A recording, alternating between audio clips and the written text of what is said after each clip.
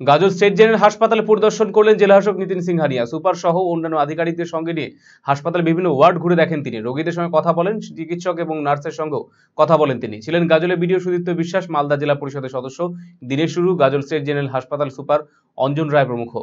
জেলাশাসক বলেছেন, মুখ্যমন্ত্রী মমতা বন্দ্যোপাধ্যায়ের নির্দেশে গাজল স্টেট জেনারেল হাসপাতাল করা হয়েছে। আগামীতে এই হাসপাতালে পরিকাঠামোগত উন্নয়ন কিভাবে করা যায় তা খতিয়ে দেখা হবে।